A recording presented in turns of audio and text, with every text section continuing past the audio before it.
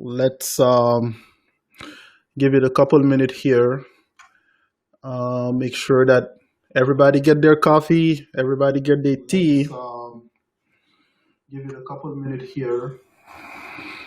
Make sure that everybody get their tea, and then we can get this party started. So let me quickly just make sure that people get the info on Twitter.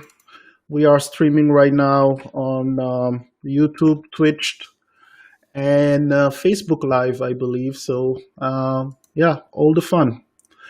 So let us make sure our Twitter folks can jump on here.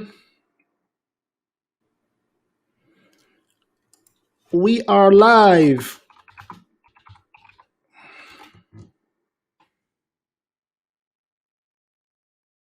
There you go. Oh, and well, it still says 001. That's episode number 3, actually. And how about our Facebook folks? All right.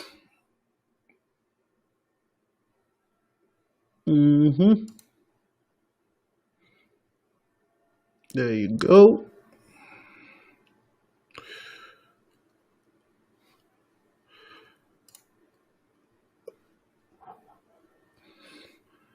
All right, so Facebook, let's make sure it's there.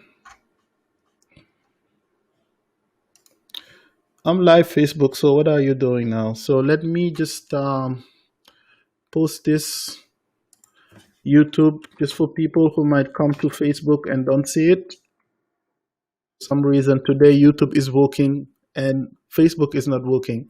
All right, I'm gonna get started anyways. Master Ibrahim Assis, good to see you, buddy. Dalalak jump, like we say, Dalalak jump. All right, so let's say, there you go. I'm just doing some camera adjustment. It's so live right now, guys, so bear with me here. All right, cool. So what we have in store today, you guys could see in the design that I have shared that we're gonna have a music library app. And for the music library app, basically we will try to code the dark theme and then the light theme, and then we'll do a little JavaScript where we have a player, like the music scrubber in there, and we're gonna be using what we have learned with the timer last time. But mostly it is what I want to start doing is every Friday for maybe an hour, at least 2 hours, we get to just code things from scratch. And why I want to insist on coding from scratch is I feel like there is a space and there is a time for polished course, polished tutorials where you take days to prepare. But on the other side of it, you have people who are watching and who might be thinking that it's always easy, it's always you have everything figured out, and they try to live up to that standard. And it's hard to live up to that kind of standard because it's not real. So on Friday, we take something from scratch. And honestly, I don't pre-code anything. I mean, I will prepare, I will go and look at some stuff, some reference real quick, but we want to take it as, we are at work and this is a new project that was given to us. What are the first steps we're going to go and through? How do we get to a quick draft? How do we get to a quick, what are the resources that we use to take a design and turn it into like a website or a web application? And to me, that's where the whole learning is. Not the learning for the people who are watching, but for me too, because people are going to give me tips, because I might cover some stuff in CSS and somebody can say, oh, but hey, your CSS, you're using this, but you could use this. So I want it to be very collaborative, and we're going to really start from scratch. Now, let me start my little timer here. So I'm old school, so I have my little sablier here. Let me start with my little timer. Every single time we flip it, that's going to be for an hour. So let me do that. So we're going to see how much we can achieve. And I'm going to put it right behind me here, somewhere where you guys can see it. We're going to see what we can achieve in a 2-hour time. So the story is that basically we just received a new design and we just want to come up with a quick web page that renders the design as best as possible. Yeah, Ibrahim, I'll send you one, man. This is a lifesaver. It really makes you keep track of time, and you are very conscious about what you can do in an hour. So, I do sometimes too use like some traditional timer here, but this one is real, man. This one is cool. So, hey, Walinjai, how you doing, man? It's been a minute. Good to see you, man. So let's now go back to let's see what are they saying on Facebook here. Okay, good. So let me just make sure I share the YouTube link again on Facebook for some people who are following us there. Give me a quick second. We are live, so people can just come follow this one. All right, so I'm done doing any type of admin stuff. I want to focus on the code now. All right, so let's go to the design. I'm going to share my screen in 1 second here. And where's my Photoshop? There you go. Now I can share my screen.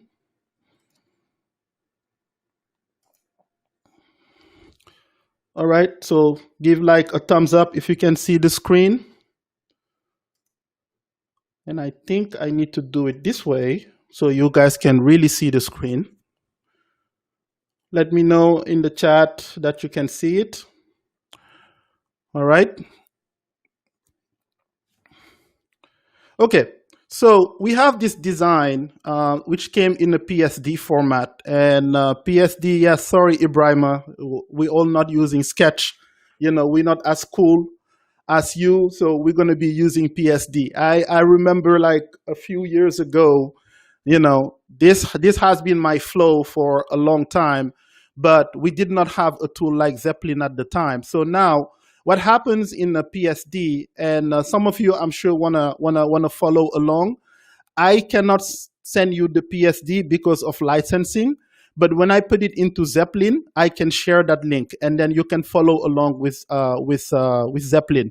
But for the PSD itself, I think for licensing, I cannot just share the PSD as is. Okay. So now we have a Photoshop file design here. Let me see if I make it a little bigger. Let me do Control plus here. Where's the plus on Windows? Yeah, there you go. All right, so we have two artboards. So Photoshop right now comes in that artboard. I think they picked it up from Sketch or something, because artboard was not something that we had before. And then I have this Zeppelin plugin that I attached to my Photoshop file, okay? So what is Zeppelin? Zeppelin actually, let me go to, Zeppelin is just like a software that you use that allows you to basically take your Photoshop file and then being able to read those files and the layers, and then you can get the colors, the spacing, and everything. It's a pretty cool tool. So whichever type of platform you have or device you have, Windows or Mac, you can just download the plugin and then download the desktop for it. So to speed up the time, I at least downloaded those. But you could do that, and you will only need Zeppelin if you want to follow along for this tutorial. You don't need Photoshop, because I'm not going to share the PSD file. So now when I go back to Photoshop, what I'm going to do here in Zeppelin, I'm going to export an artboard to Zeppelin, okay? So the selected artboards to Zeppelin. So make sure that you get both artboards selected. So this one artboard selected. So let's make sure we get, okay, so I got one selected. Well, I'll just do one at a time. Since I'm not cool today, I'm going to select one at a time. There you go. Export selected artboard to Zeppelin. And I already created a project on Zeppelin that I called the Music Library UI Web. So that's the one that I'm going to select. And then I'm just going to, well, this you can uncheck it. But if you had already a project and you wanted to update some part of the screens, you might have it checked like this if you wanted to. So that's fine. I'm just going to import it. That's the only project I have there. And to be true, this is the first time I'm exporting this project in there. So you see it's opening here in Photoshop, what is it called? In Zeppelin with my Photoshop, my PSD. So now it opens up in here and you can already see cool things that are going to happen here, which are, if I click on something, it gives me the spacing between that element and this element. And then at the same time, I can look at the different colors that are going to be in here. We're going to be using this a little bit. You're going to see. But if you have never seen Zeppelin, basically it analyzes your design and then allows you to extract like all the information you need to turn this into a web page. Okay.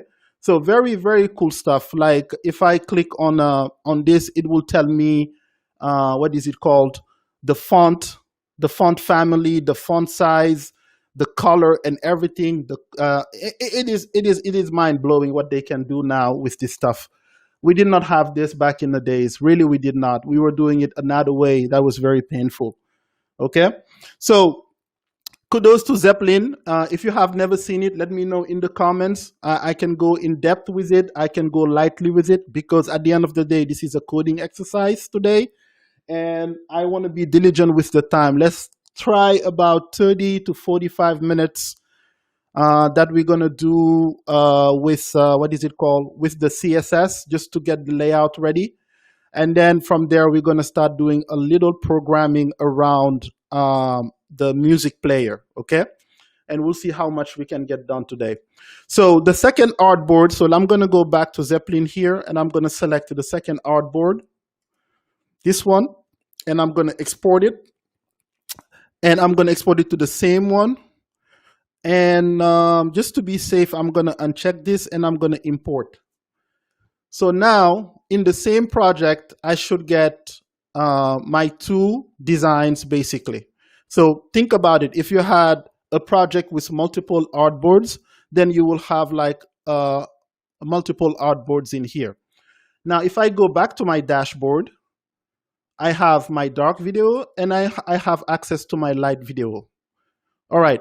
So that's as much as we will do with Photoshop today, because the things that usually we will do in Photoshop, trying to guess like the spacing, the fonts and everything, we can do it directly in Zeppelin. So we might come back to Photoshop to export some assets, because if you click on something, for example, this is a shape, but let's see if let's say if you had SVGs or anything like that, you could export those as SVG files. So this image, for example, we could make sure that those are exportable in Photoshop. Now, I don't want to get too much into Photoshop and Zeppelin. You know, I think that will be for another tutorial. All these images, I really only need the size and the spacing. And we're going to use probably the Unsplash API to put them together. So I'm not going to worry about that part today, just for the sake of time. But you can be very granular about it. You can have some assets that you export. What I'm very interested about today is the colors and the spacing, okay? So now if I go back to dashboard in Zeppelin, let me just open the dark UI here, and let me just make it a little smaller so you can see the whole thing. When I click on something, let's say, when I click on a color, for example, something that has a color. So you see here, we have the gradient basically going from this hexadecimal value to this hexadecimal value. Now we can start a color to style guide. So I'm going to do that. I'm going to add the color to style guide, and it's called hot magenta. Okay. Now, when I go back to my dashboard, I have a style guide here, and the style guide had the hot magenta. So if I click on this, the hot magenta is basically FF. So that's the top of the gradient. So as we add colors, we're gonna have, you know, the colors in here. All right. So that's the part that is very cool.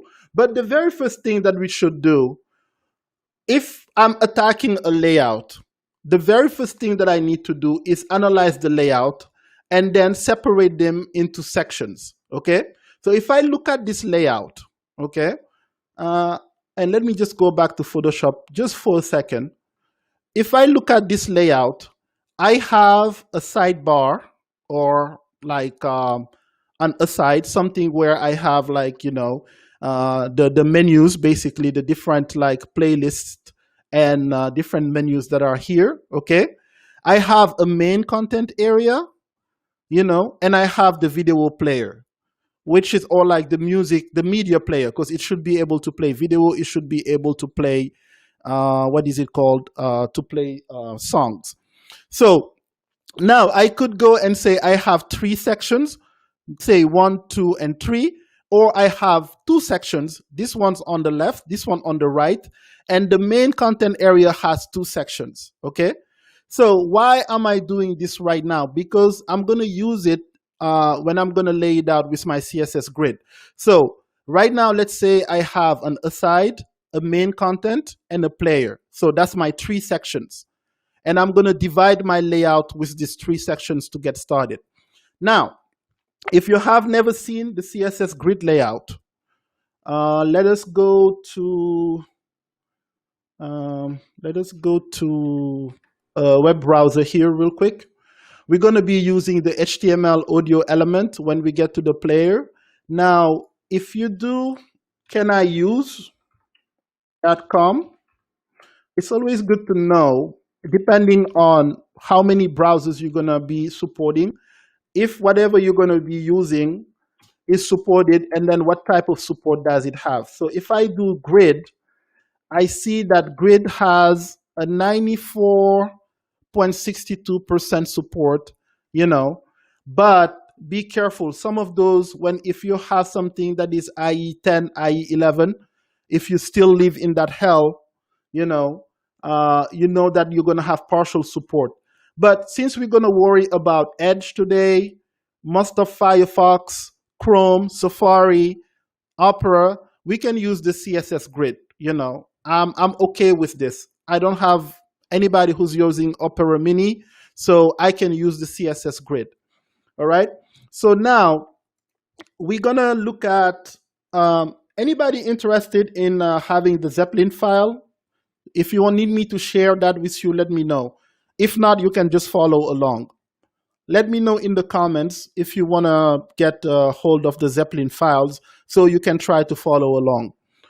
Now, what we're going to do, I'm going to leave this one open, and I'm going to come back here. I'm going to do MDN grid template area. That's what I'm going to use for my layout. Flip template areas. Yes. Okay. So grid template areas is a very cool concept, and you're going to see why. So the way, yeah, I mean, the grid tool like allows us to get responsive like almost from the get-go. So the thing is like we can do our initial layout, and then when it comes to like getting our breakpoints and making sure that the design doesn't break, we can make sure that it goes like responsive. So yes, we can add that as we go. Hey Gruyuk, I hope I'm saying your name the right way. Thanks for joining, and welcome. So if you guys want the Zeppelin file that we're going to be using, I think there's a share button that I have here, and I probably can add it to, let me share. And so, yeah, there's the app version, and there's if you have the Zeppelin app, and this is the web one. So let me copy this and let me enable the stuff. And I'm going to put this in the chat.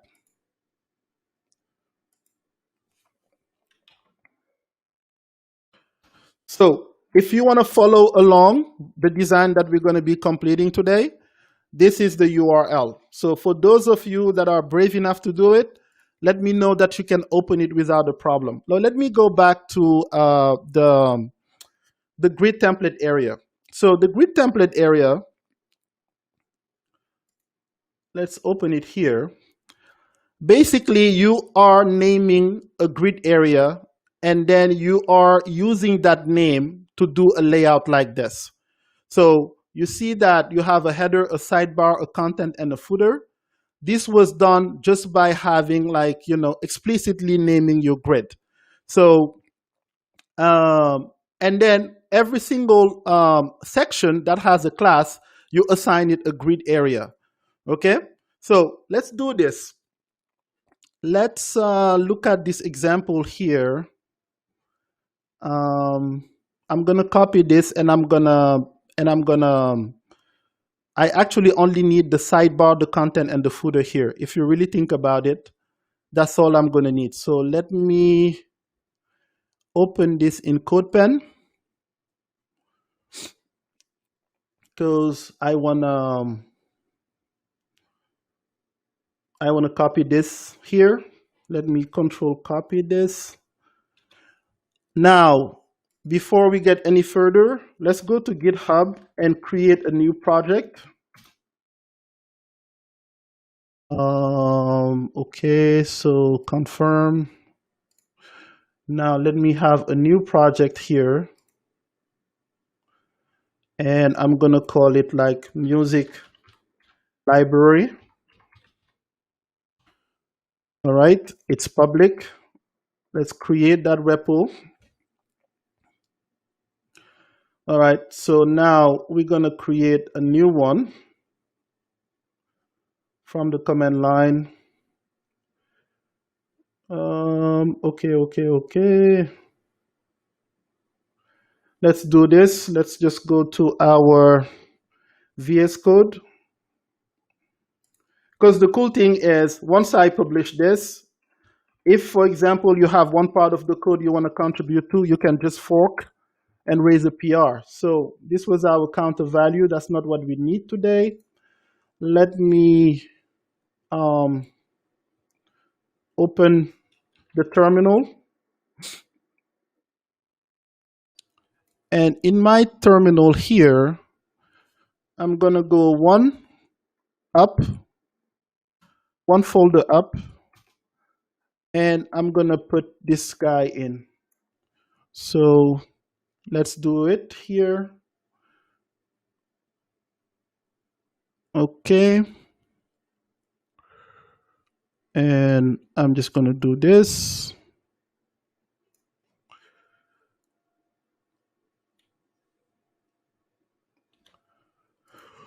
All right, so let's do a make dir here, and we call it, I think I can just do this, copy it, Control V. Okay, so CD music.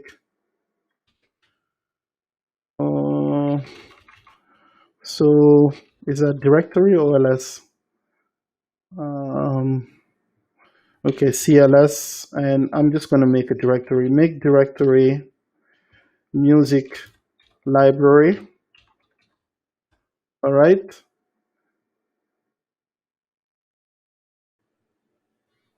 And we can get into it, CD into music library. And then now I can copy this guy. All right. And give me 2 minutes. We're almost done with this part. Now let's do git add readme md. No, git init first. So we're going to initiate this repo. Okay. We're going to do this next part. There we go. And we can do this. That's funny, man. GitHub has changed like master to main. There was so much pressure, they just changed master to main now. Okay, now we have that. Finally, we add this guy.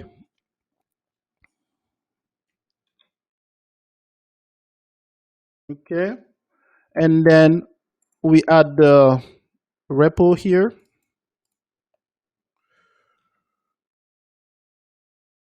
There we go. I don't think I need you here. Music library, yes. That git, yes, that git. All right, and finally, now git push u origin main. So anytime you create a new repo, these are the steps that you might want to go to. If not to, you can have GitHub desktop and do it quicker than this. So Control V.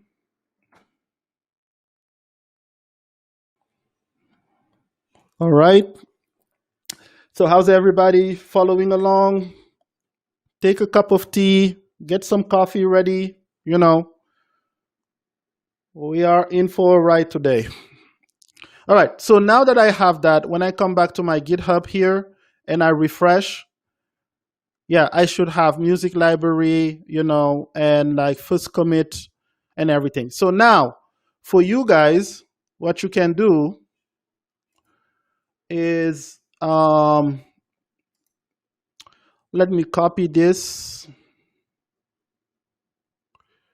So when I copy this, you guys can just follow along, because this is where I'm going to put all the code.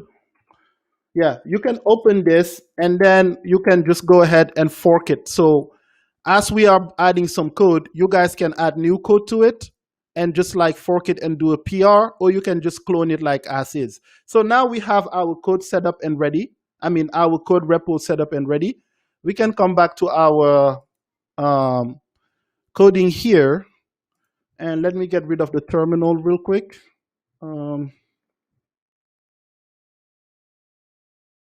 There you go. Let's go back to MDN, which is right here.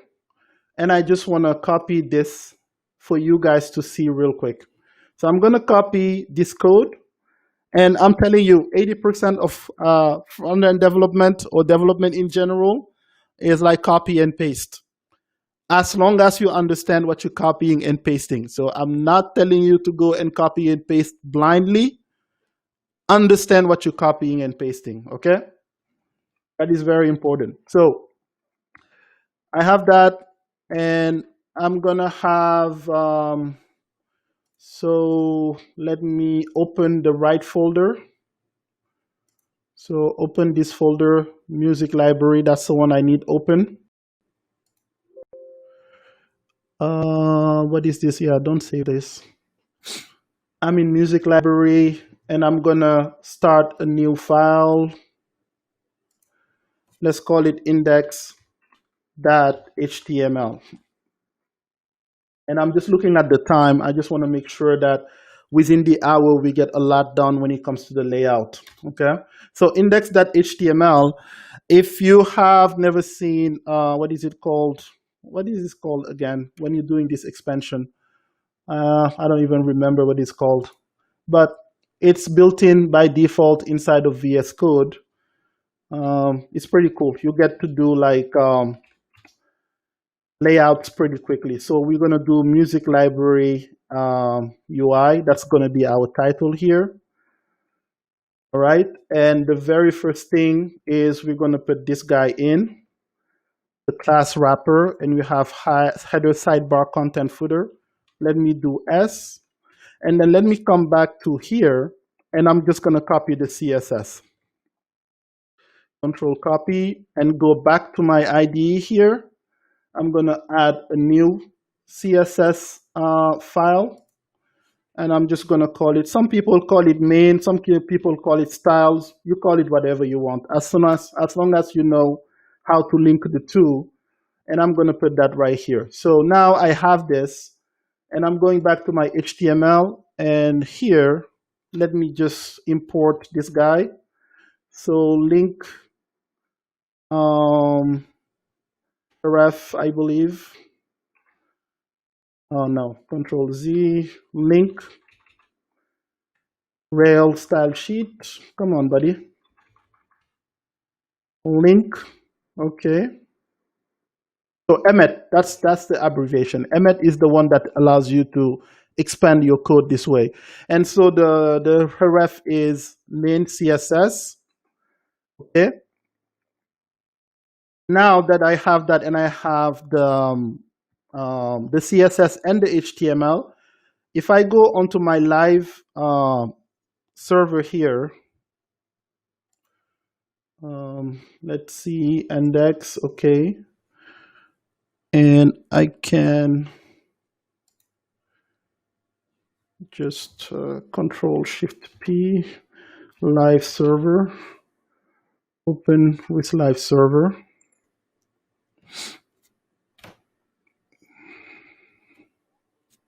All right, so what we copied from MDN is working, of course, and we have maybe our basic UI here. So, well, the notification, okay, Facebook, I cannot handle that right now.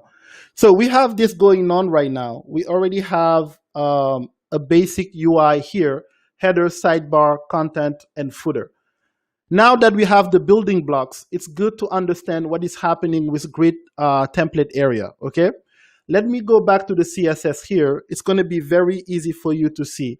So when you're saying grid template area, you are saying basically you're going to take your space, whatever space you have available in your whatever container you're using, and then you are explicitly saying what every single thing is going to be. So here he's calling it HD, HD, HD, but we could take all the HDs here just to show you what's going on.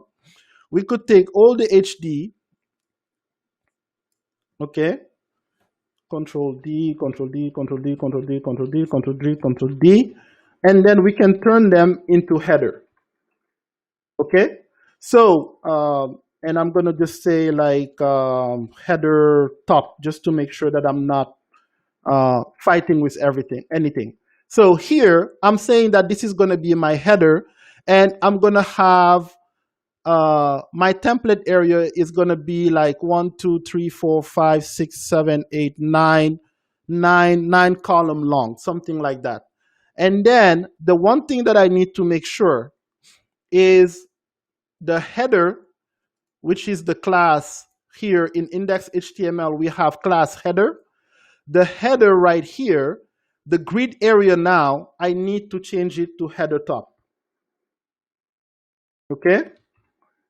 So now when I do that and I go back to my design, nothing changes. So I want you to understand how you can quickly take like a grid template area and then explicitly say, this is how I want the design to go. Now, if we look at our design, let's go back to Photoshop real quick. We might not need, you know, all of those like 9 columns. We might need like a big space, you know. So let's say if I want to follow the 12 grid system, the 12 column grid system, I would say maybe this is 4 columns. I'm just eyeballing it. 4 columns for this guy and maybe 8 columns for this guy. Okay. So I have a sidebar that is maybe 4 columns. And then let's say even 3 columns. And then this one will be 9 columns. And then the one at the bottom here is going to be 12 columns. Okay. So how do I express that with grid template area in here? So I want to get rid of like the header content, because in my design they are side by side. Basically, I don't really have a header content. I do have a header inside my main content, you know. So I'm gonna get rid of header. Let's do one thing at a time. So I'm coming back to my index HTML, and if it helps, let me do this. I'm going to put my CSS and my HTML side by side. Okay. Hey, Dauda. Good to see you, man. Welcome. Dalalak Jump. So here I have my index, and then I'm gonna open my CSS. I'm gonna open, or where is it? I can just do this and reveal. Oh no, not in sidebar. How do you do it again? Oh, split right. That's what it is. Okay, split right. I don't need the head that much. So now you have the HTML on the left and the CSS on the right. Maybe that makes it like a little easier, um, easier to follow along. Okay. Now that I have that, so header sidebar, I don't need the header in my design. I'm gonna get rid of it here. And then in here, the header top that I had here, I'll probably get rid of it too. Okay. Now, if I go back to my design, to my browser, and I refresh, you see now we have sidebar and content and footer, which is essentially our design here: sidebar, content, and footer. Okay? Hopefully everybody's following along. So don't leave me hanging. I cannot hear you guys, so you really need to be active on the comment. Even a little, thumbs up, sad face, happy face, cup of tea. Let me know what's going on, all right? So, all right. So now I have my basic layout with the grid template area. Let's polish it a little bit, okay? So I want to make, you see now how it says here, this line is the line that makes a lot of sense. So it says here that sidebar, which is SD, SD, SD, is going to fill 3 columns. But main is going to fill 1, 2, 3, 4, 5, 6 columns, okay? In mine, I said that I wanted 3 columns for the sidebar and I wanted 9 columns for like the main content. Now, I like to have explicit names. I don't like SD because it might get lost in like, what does SD mean, okay? So I'm gonna call this, all these SDs that I have here, I'm gonna call them sidebar. So it's explicit, we know exactly what we're talking about. There's no no confusion when we get there. Footer, they say footer FT here. I'm just gonna say player, like, or music player, or like, something that shows that it is the player. So I'm gonna come back here for the FT, and I'm just gonna use the multi-cursor selector here, and I'm gonna call it player footer or something like that. Just, I'm very explicit with my variable name. I'm very paranoid even about it. I don't want it to be any confusion, because when I come back to it, it's very easy for me to follow along to see what I was thinking about, okay? So now when I do that in our design or in our web page, technically nothing should change. Yeah, we're still good, okay? Now let me go and use Zeppelin to make sure now that we have the right colors, the right spacing and everything. And we still have about maybe 20, 25 minutes into the CSS, and 20, 25 minutes into the CSS, and then we can go into maybe some more stuff. So let's see what we want to do with Zeppelin here. So in Zeppelin, so anybody, voters here, we're going to start with the dark theme or the light theme, whichever you guys want.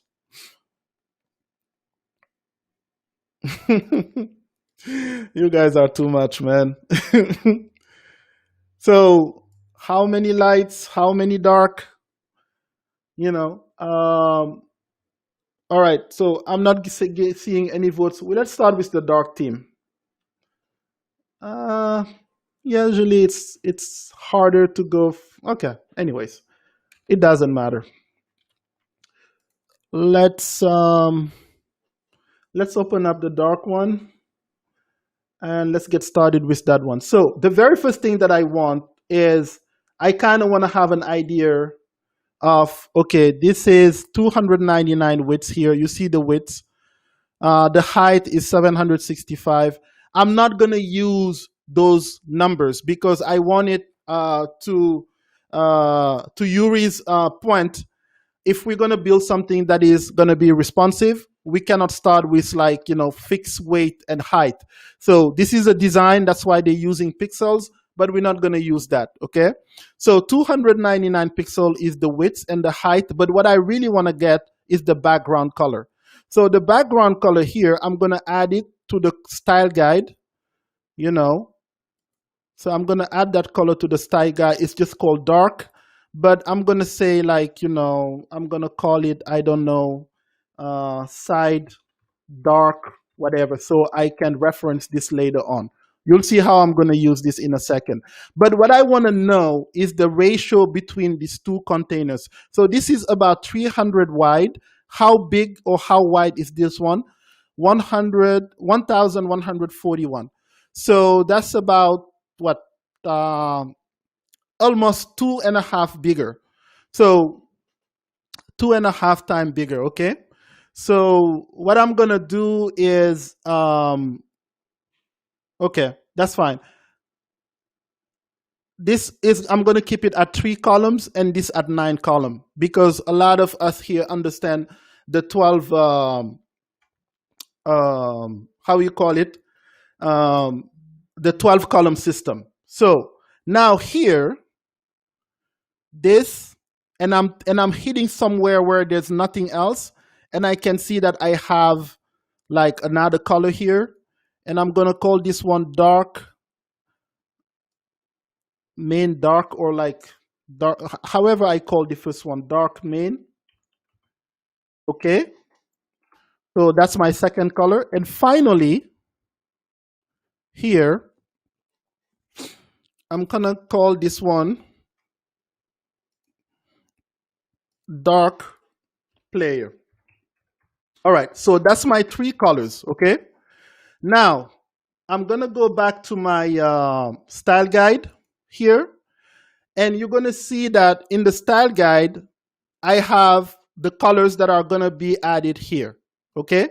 And these are called CSS variables, basically. So let me copy this, go back into my, into VS Code, and I'm gonna put that element basically at the top here, okay? Hot magenta, side dark, dark main, and dark player. So since I was saying dark and something, I want to keep consistent with the naming convention. So instead of side dark, I'm going to do dark side. Because if you imagine if I have, good question here, Yuri. He's asking if we're going to be coding the switch button within the dark and white design. Yeah, that's the goal. That's what I want to do. I want to do the simple layout, and then we're gonna look into how we switch from the dark layout to the light layout, like adding that button. So hopefully we get the time to do that today. Okay. So let me hide that. Very good question. Thank you. So now we have this. And then what I was saying is, when you have a naming convention, stick to it. Now, if I want to reference all my dark colors, I know exactly, I can just search with dark, and then I have a name that indicates what I'm targeting. And since these are layout colors, I can just say this is for the player, this is for the main, this is for the side, okay? Some people will do it different. They will just have side and then everything that is associated with side. And then some people will have player and everything. But whatever you choose, stick convention. So Ibrahima is saying, like, why not use SAS? Yeah, so using SAS is a whole other tutorial. SAS is good, but when it comes to switching, and then we can have mixins that allow us to go from one color to the other. But the fact to just go from like light to dark, SAS is not going to be able to help us there. So SAS is great and then we're going to cover SAS in another tutorial. But I believe that for this is simple enough where we can see this, and then focus more on the functionality of the music player. All right. So SAS is coming, but not today. And there's one other big advantage in using CSS variables, because you can control them in JavaScript, whereas SAS, you cannot control them in JavaScript. Once they are rendered, they are done. You can dynamically do stuff with CSS variable that you cannot do in SAS. So that's another why, okay? That's another reason why we would do that. All right, so really quick, to speed up here, so we have our basic layout when we have our basic colors that we need for our layout. So what I want to do here, I have sidebar, sidebar, sidebar, and I have 1, 2, 3, 4, 5, 6. I'm going to add 3 more. 1, 2, 3. So I'm going to say take 9 columns, take 3 columns, and player footer now should be 12. So we had 1, 2, 3, 4, 5, 6, 7, 8, 9. Let me make sure that we have the right count. That's why these long names can come back and bite you. So 1, 2. Oh, you know what? I can do this faster. So if I do Control F, it says 3 of 10. So that means that I have 9 here and 1 here. So that means that I need to add 3. That's a faster way to count. Let VS Code do the counting for you. There you go. So 10, 11. I need to have 13 at the end. 12, 13. So now I know that I have 12 on this line here and 1 on this line here in the grid area. Okay. Now, what are we going to do? The wrapper, which is the divs that are in the wrapper, is giving it a border, is giving it a radius and everything. I'm going to take all of this out. And we're going to start putting our stuff in here. Okay. So wrapper div, even I don't need the wrapper div at this point.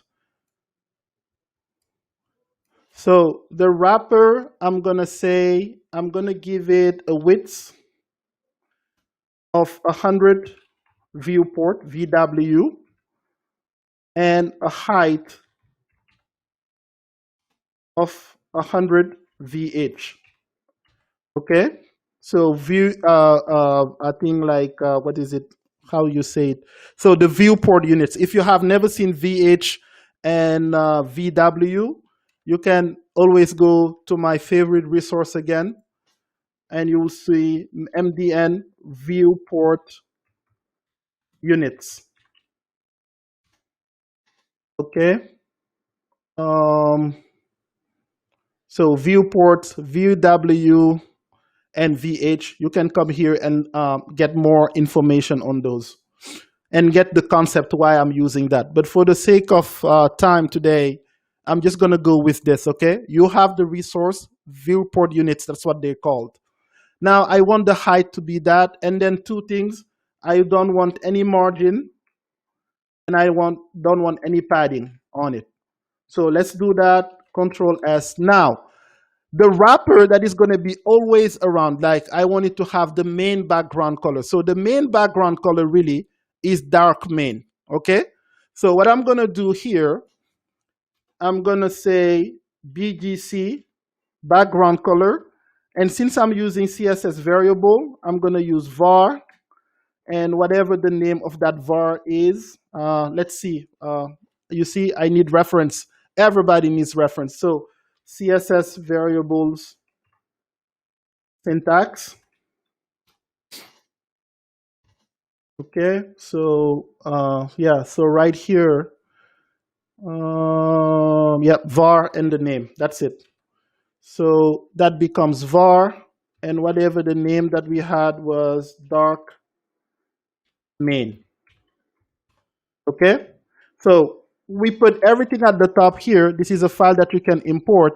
If you need to change that color, you only change it from here, and then you can do it from JavaScript too, which is very cool. That's one of the advantages of having it set up this way.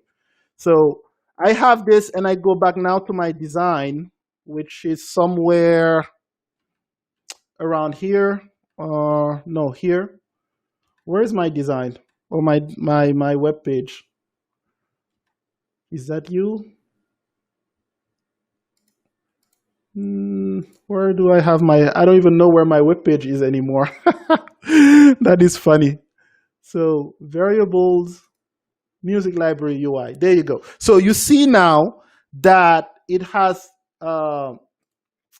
taken, like, the whole the background here. If you look at the background color, if I inspect it, the wrapper, okay, and the cool thing, you can see the grid area that is like inside here.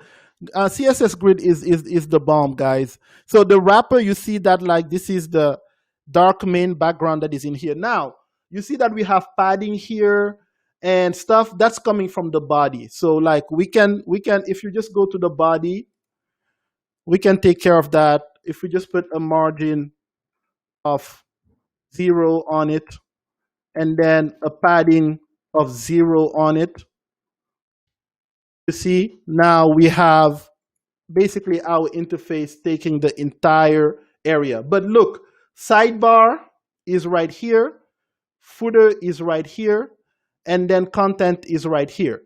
Now we want to be able to push footer down.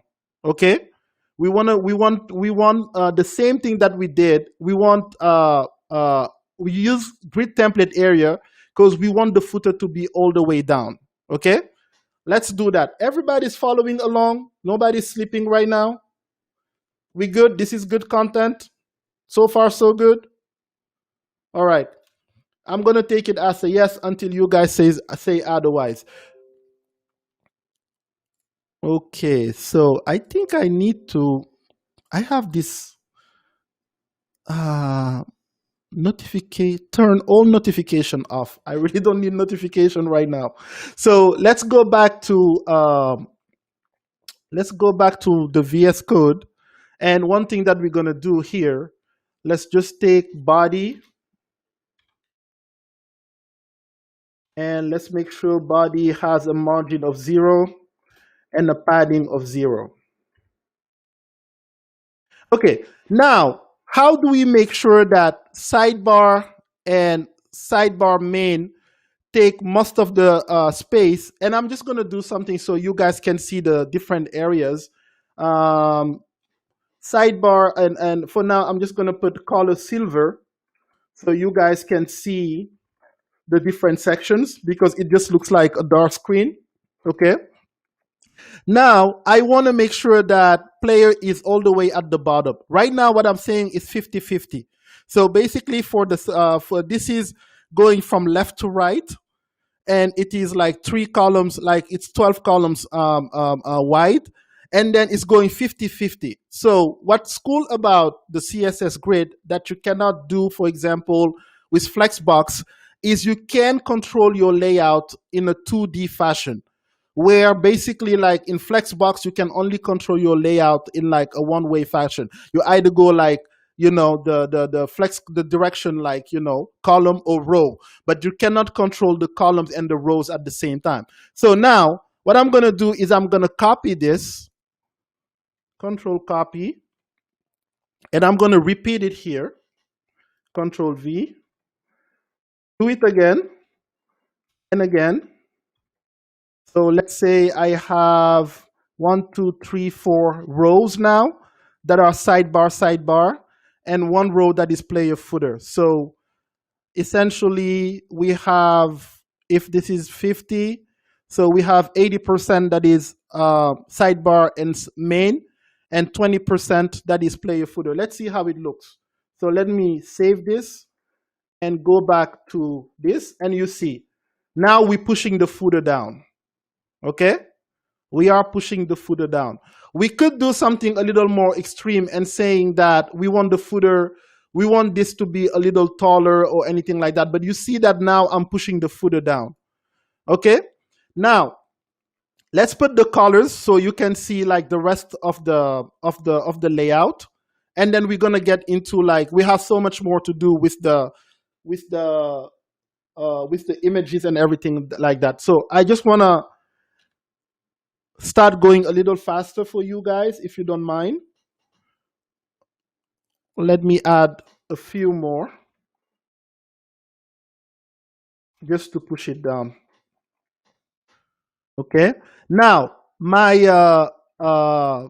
sidebar has this background. So what I'm gonna do for sidebar is I'm gonna do background color, and I'm gonna use the var keyword since it's a CSS variable, var, and that's gonna be dark side.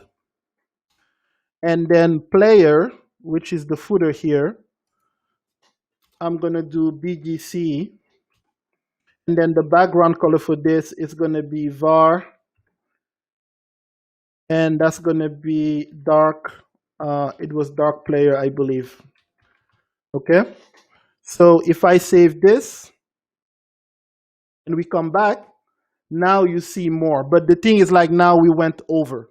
So we need to respect that aspect ratio of having 100% width, 100% height. So let's go back. I just did it too much. 1, 2, 3, 4, 5, 6, 7, 8. It has to be something that makes sense to have the right aspect ratio. 1, 2, 3, 4, 5, 6, 7. So if I take these two guys out,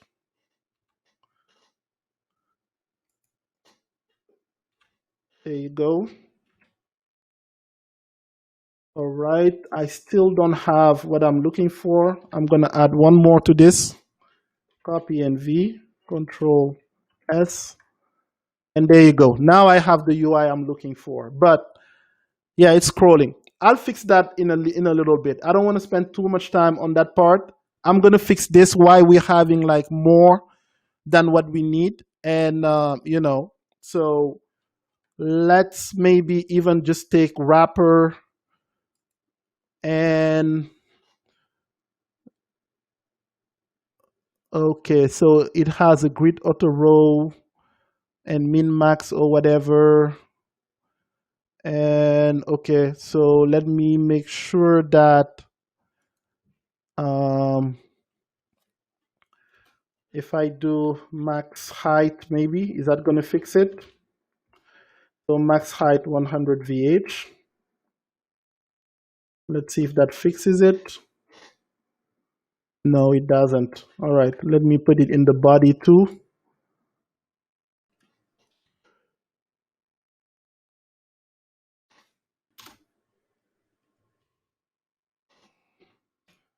And we can fix that. Okay, that's fine. I'm not going to worry about that part for now.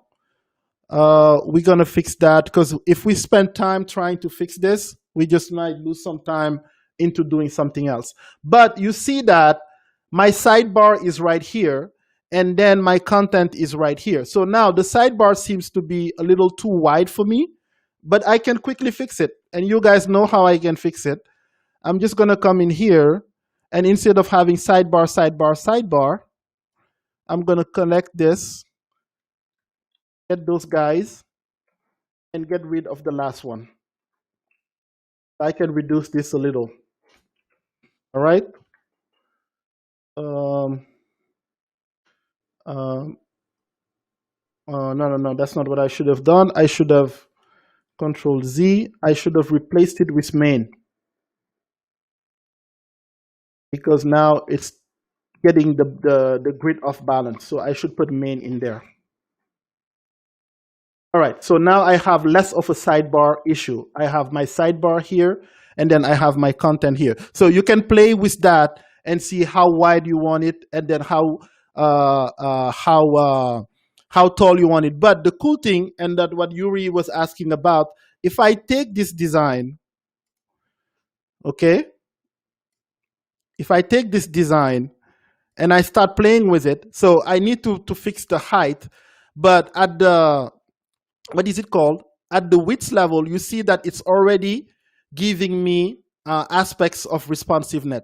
Responsiveness. Of course, we need to tighten up a little, but from the get-go here, you see it's reacting to the width of the layout. Okay? Now I can fix the height at another time, but you get that idea right there. Okay, overflow Y none. Yeah, so the overflow Y none, Yuri, would we put it like on the body or on the container, the wrapper itself? Let's try that here. Let me start with the wrapper first.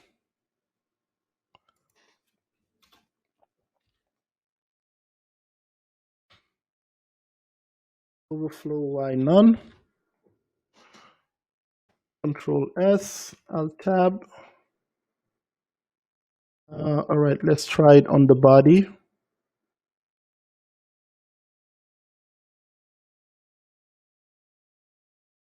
Yeah, well, when you have the max height, that's where you will put the overflow. So let's put it right there. Control S, Alt Tab. Yeah, it's still, yeah, it's still not respecting it. That's fine.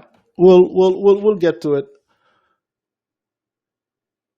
Now that we have that, the other part now is we can go really quick and build our menu on the left here, which is, let's go to back to Zeppelin somewhere. Yeah, it was right there.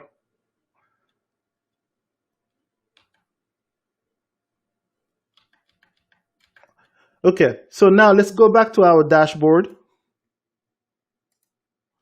Let's go to this, and I want to quickly do like the menu right here on the left, okay? So I have about 1, 2, 3, 4, 5, 6, 7 menus, and then about 1, 2, 3, 4, 5 submenus. So let's do this one real quick. So 7 menus and then submenus. So I'm gonna come here, and that's on the sidebar in my HTML now.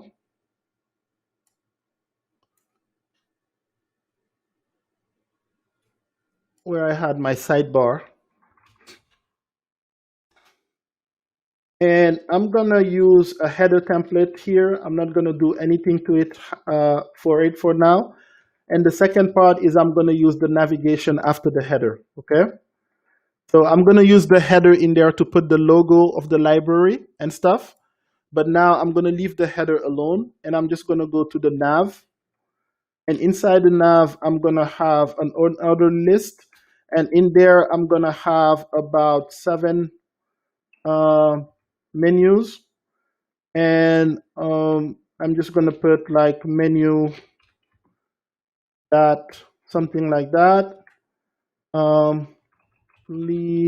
that, and yep, inside I'm gonna have this. There you go. There you go. Now we have that, and that builds real quick like our navigation. So we have menu 1. Let's go back actually real quick, and instead of that, we're gonna put an we're gonna put like a link in there, because those are gonna be links. So that's gonna be A basically, and inside of the A we have like it's gonna be an A, and that's gonna be an href of hash. And then inside of the A, we're gonna have a menu, and the $ to put the numbers. And then here, we're gonna wrap this in parentheses. Okay, so let's make sure it does that. And then we're gonna do times 7. Um, no, no, no, no, no. What am I doing? Control Z. Okay, because I have a times 7 here.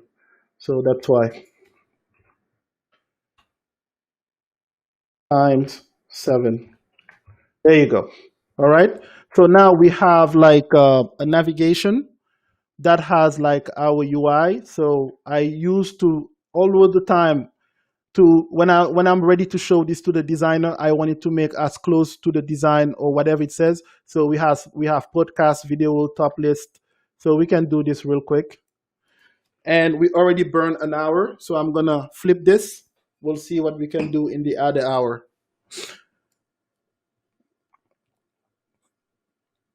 So we got podcast, um, video top list discover, videos top list discover, top lists. I'm such a bad typer. Discover.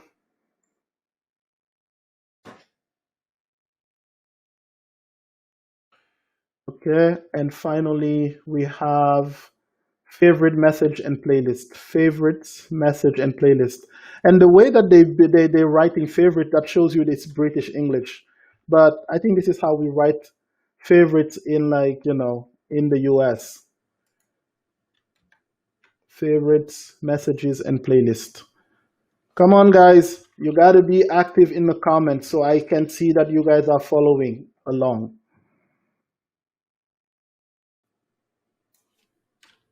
And then playlist. All right, so we have that, and we can go back to our design or like our developed page, which is right there now. And you see we have our navigation real quick. Not the navigation is not styled yet, but I just want to put the content in there. So what I'm gonna do today, so we can get a lot of things done, I'm gonna not worry about the side, this bar here. I'm just gonna put the future video content, style it, and then this part and style it. Okay. Now, because those little details, however you see it, they are the ones that are the most painful ones. These big ones are not painful. They are very fast once we get like a hold of what we want to do. So here we can see that the color is FFF for all of them. So the color is white for the dark layout. So we can change that already. And then when you have something that is selected, then it has this color. So that's the hot magenta. So we have that.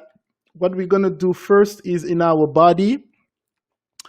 I'm gonna say dark main text here directly, and I'm gonna do number FFF. Okay. All right. So that I have it, and now I'm gonna change body that had like the color of silver. I'm gonna change it to var dark main text. Dark main text. All right. So now I have that color. Now the other part that I'm gonna do is let's put the inside here, feature videos. So for the main content here, sidebar, we're gonna have two things inside of it. We're gonna have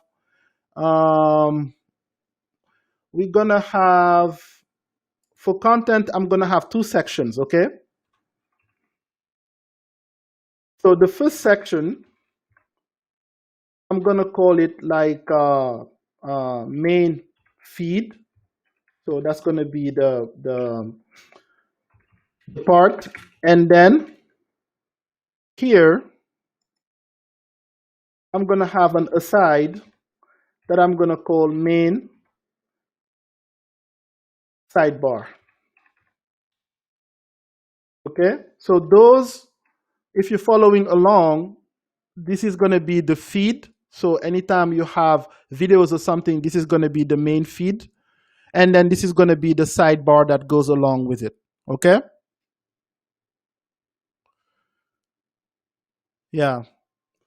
So yes, Yuri is saying that maybe we can like debug this in the dev tools. Yeah, let's do that in a minute. Let's just get to our first part here, get the layout taken care of.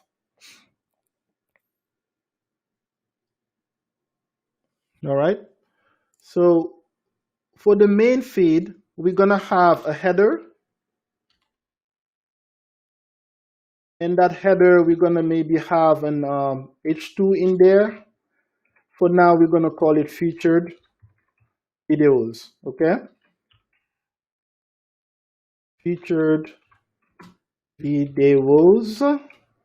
And then below it, we're going to have this construct where we have an image, a little time, how long it takes, the title, and then the whatever, the how you call it, the date that it was realized. So we're going to have something like this 4 times. Okay, so we're going to have an image, we're going to have what is it called, the title, and then we're going to have this. So in a real application, it will probably come from an API call or something like that, the iTunes API, the Spotify API, or anything like that. We're going to build this real quick because we have Emmet and we can do this real quick. So now we have the header, and then here, what am I going to call this? I'm going to have a section, and inside of the section, every single every single of those images is going to be wrapped in an article element. So article, I don't know, we can give it anything. So let's just give it article, and then in that article we're going to have a figure. So what I'm going to do, we're going to have a figure. In that figure we're going to have an image. Okay, so and image, for now we don't have any src in those images. Figure, image, what's the next part? We're gonna have an h3, that's gonna be the title. So girls like you, girls, did they use like sentence casing? Yes, girls like you. And then finally we're gonna have a little p in there that we can call Melina Lange and 2019. Okay, all right, so that's the basic building block for like the feed part. All right, so let me go back here, saved, and you see, so we have featured video, girls like you, and the image, there's nothing in here. So for images, you can do something like let's do this first. Let's go to Zeppelin and find out how big the image should be. So the image would be 328 by 473. Okay, that's what it says for now. Let's go to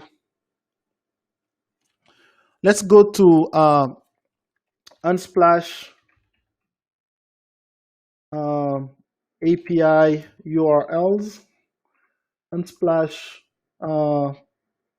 placeholder image. Okay,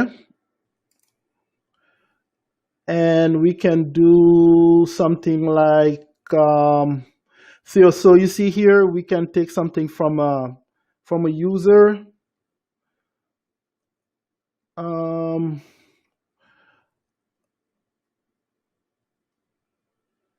Okay, so I can do that.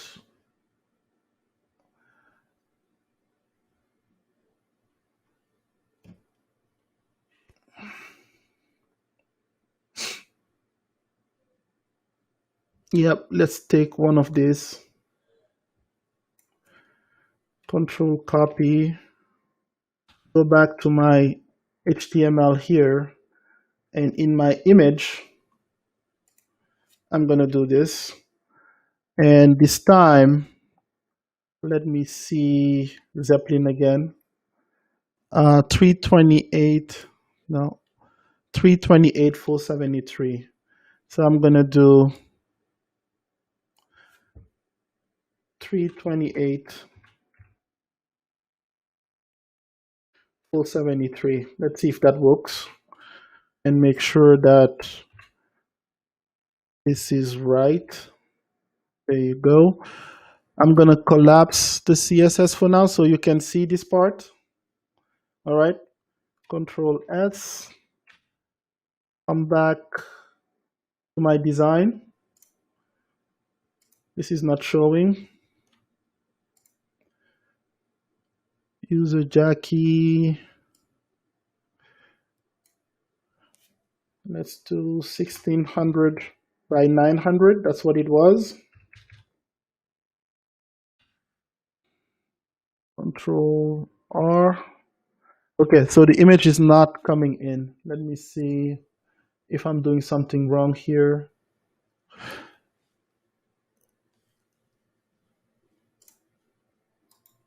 Let me inspect the DevTools console. Okay, so it's not liking this the way that I have it written. Okay, fine.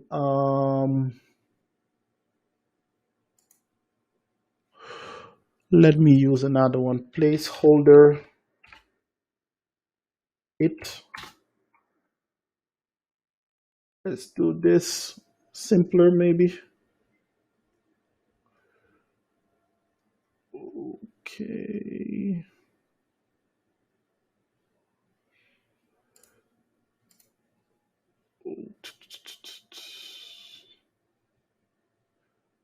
Okay.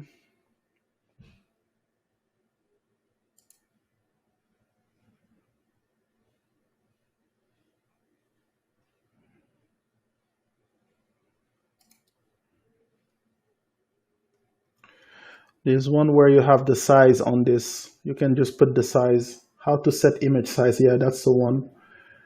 I'm gonna do square. Control F size.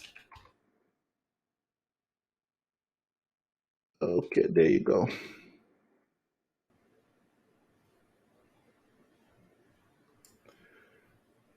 Let me try this.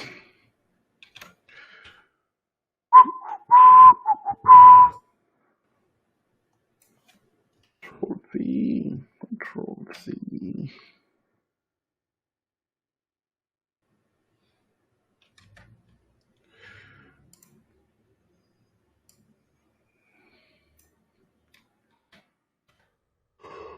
Oh, okay.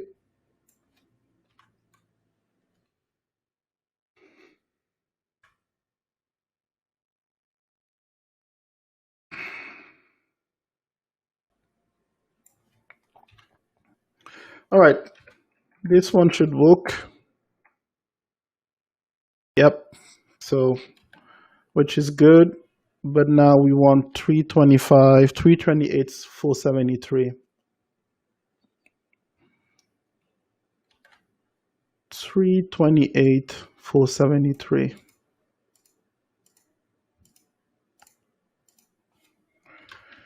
328, 473.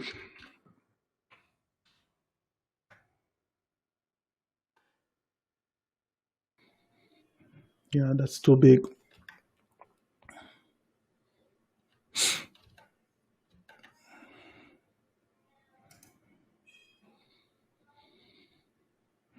The height is 200 pixel. What are you talking about?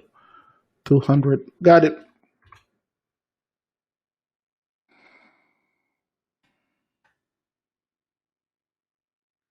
There you go. Okay.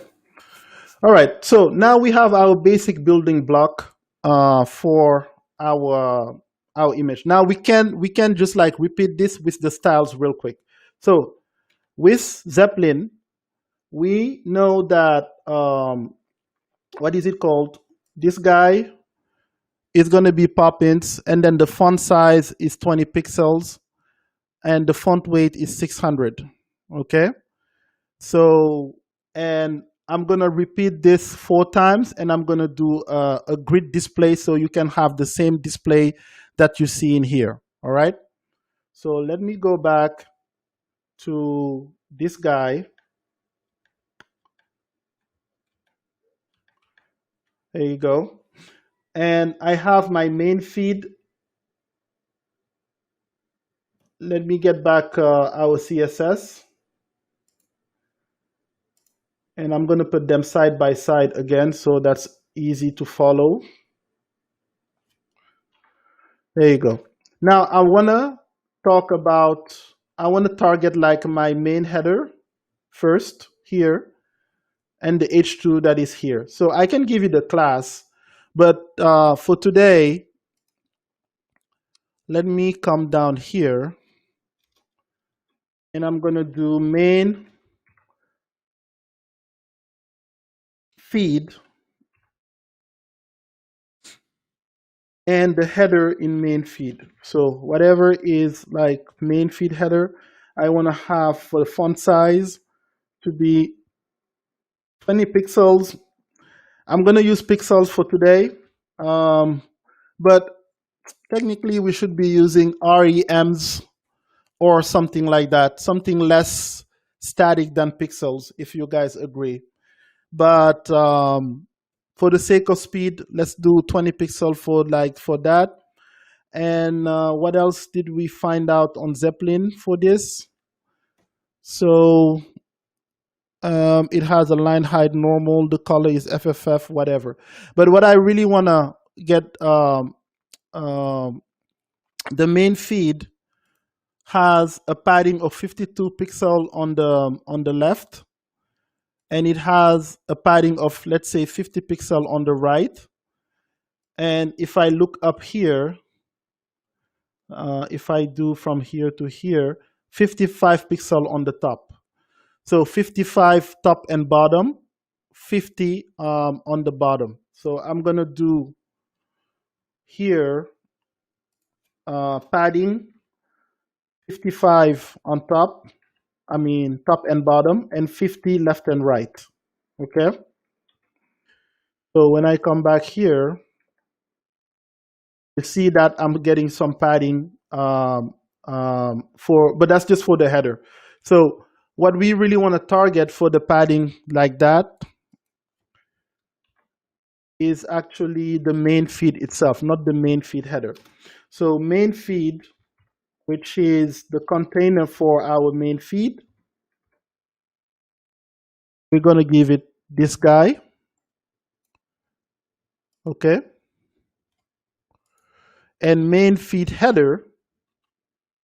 And usually when I do this, when I do CSS on the fly, I would just put a tab here to know that everything that is under main feed is going to be here. So main feed header is going to be like that. So now when I save this and I come back, so that's the entire main feed that has the padding around it. Okay. Now to go fast, we have this article, this section that's going to have 4 articles. So I'm going to take this section and say control copy and put the same one, V, V, and V. So that's give me my 4 that are in the feed, and you see them here. But I'm going to use like a grid layout here, so they are side by side. So let me come back here, and this section, I'm going to give it a class of main feed. Main feed. You know what? Let's not worry about the class. I'm going to give it a class of thread. Why not? So here, I'm going to do main feed that thread because it's a class this time, not an element. I'm going to do display grid. Okay. Now I want 2 by 2. So like I'm going to do a grid template column. Grid template column of 1FR, 1FR. Okay. And then the gap, which is how much between the columns, we can look at it real quick from here. So from here to here, there's a 50 pixel gap. So I'm going to say the gap here is going to be 50 pixels. All right. So if I save this and I come back, display grid template column, 1FR, grid template column, 1FR, 1FR. So what am I doing wrong here, guys? Display grid template column, 1FR, 1FR. So that's the main feed thread. And I have 4 articles inside of it. So why is it not distributing them? So that's fine. Let's always make sure. Yeah, there you go. So you see how it's displaying now. This stuff. Now, the one thing though that I can do is I can control the overflow here. Because if you think about it, if we have a thread, the thread is going to keep going. We're going to have more than like 2 things here. So what I'm going to do is inside of the main feed, or like, what is it called? So we have content. I'm going to do the main feed and I'm going to say max height 100%. And then the overflow, Y here, is just going to be scroll. All right. So I can control S that, come back here. And then you see now it's not overlapping with the footer. So it's just doing that. But now the thing though is we have future videos, but we have a sidebar here. Everybody's still following along. I see that people are not active on the chat anymore. Come on, guys. Muhammadu there, Dauda, Ibrahim, Yuri. So if you guys still on, let me know that you are following along and this makes sense to you. So now that we have the display grid for the feed, we want to add the sidebar here, okay? So the sidebar for the main content is this, guys. So 1, 2, 3, whatever, the popular artist one. So that's the one that I want to add right next to it. So basically, I'm going to come back to my development, to my IDE here. And I have my section main feed. I'm going to add, I have my sidebar here. So now what I'm going to do, so this is the content. Let us slide this so we can see. Okay, so content has 2 child, class main feed and class main sidebar. So what I'm going to do is I'm going to take content and make it a grid too. Okay, so content, which is the parent of main feed, I'm going to put it on top of main feed here. And I'm going to say content is going to be a display grid too. Display grid. And then the grid template column here, let's try to figure out the aspect ratio here. We can say that like this guy is almost 2 times the size of this guy, okay? So how do we express that in the CSS grid? We're going to do grid template column, 2FR, 1FR, okay? So we're going to have the main content, which is the main feed, take twice as much space as like the sidebar here. All right.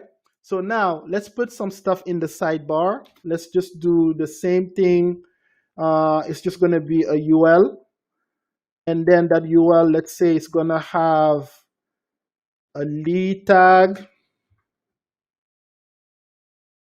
list item. The list item is gonna have an A tag.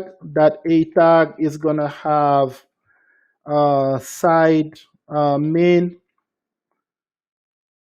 or side feed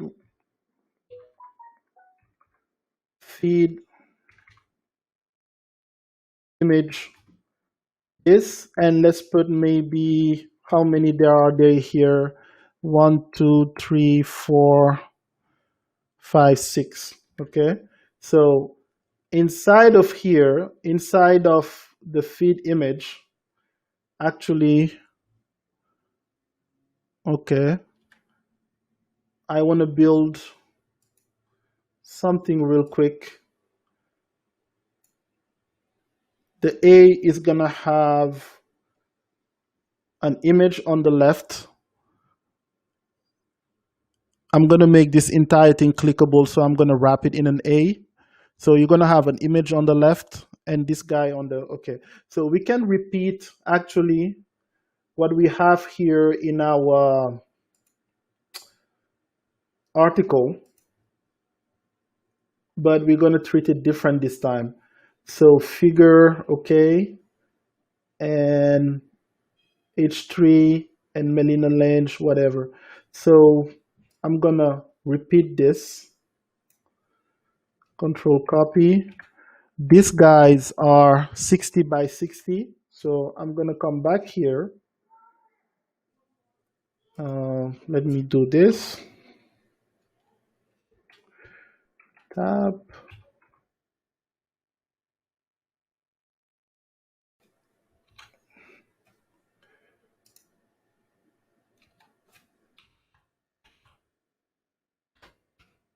Okay, feed image, that's fine. I'm just gonna build this guy real quick so you can see why I'm building it this way, because I'm gonna repeat it after that 6 times. So let's do this. And inside of here, inside of the entire A, some people like say it's not conventional to do it this way, but you know, hey Yuri, thank you so much, man. I really appreciate that. I hope you guys are finding like good use cases where you can do this kind of stuff. Cool, cool, cool. So you guys are following along. That's what makes me more happy. So now here in the href, what I'm gonna do is I'm gonna repeat my article thingy, which where I'm gonna have a figure, you know, an H3. But the only thing that I'm gonna do different this time is I'm gonna put like the figure and the H3 and P side by side. So what I'm gonna do here, and you'll see this is the first time I'm probably gonna be using a div. I'm gonna just call it div, and I'm gonna put things inside of here. And you're gonna see as I style them why I'm doing this. So here, and the last thing here is I want it to be 60 by 60. Just like the 60 by 60.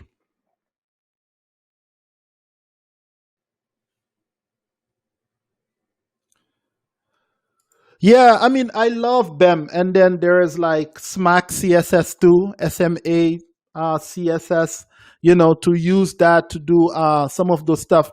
The thing though is when you're doing a live stream, either we do completely a live stream against those library and frameworks, or we do something more hands-on. So the thing is, hopefully you guys keep on coming. You're going to see that the goal here is to show what it takes to really like do it by hand first, and then little by little when we're going to start like doing more advanced applications, then we're going to start using our frameworks, you know. BEM is one of them, SMAX is one of them. We could use Bootstrap too if we wanted to, or all those kind of stuff. But I think once we get this, because sometimes you might have a library or a framework, and then like BEM gives you, for example, how you will nominate your stuff, you know, how you will give a name to every single thing, and how like intuitively components are named the same way versus, yeah, that's a very good one. But I think if somebody comes in and never has seen BEM before, they might get lost. But this is just generic like CSS that we can all like kind of look at and understand quickly. But very good reference right there. And I know it's big in Europe. I think I had some code that I inherited. What is the big search engine that the Russian have done? It starts with a Y or something. Yeah, I think like, yeah, and I saw like the BEM styles, and I really like them. I really really like them, and we will be covering them as we go in this stream. So now we have this, and all I wanted to be able to have is inside of article here. I'm gonna have figure and the div this time be siblings, okay?